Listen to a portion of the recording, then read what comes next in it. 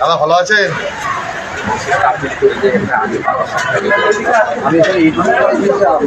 আমিও আগে অনেক রকম আমি শুনেছি সেগুলো আমি বলছি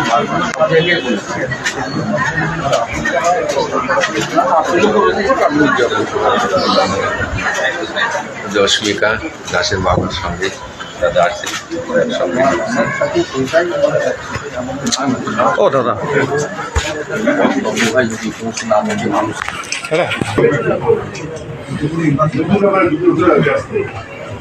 আসা যাবে তো?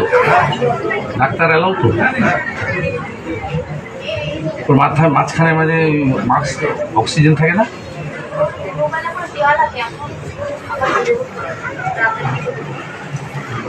কি রে শোনা, তুই কেমন আছিস? কেমন আছিস?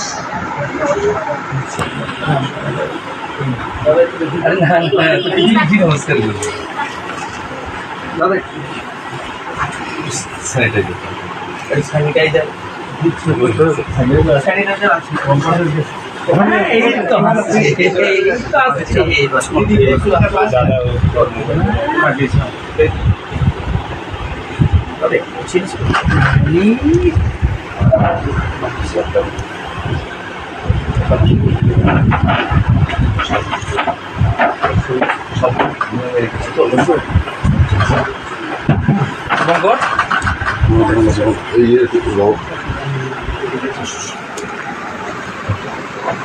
আমি শুভেন্দু অধিকারী।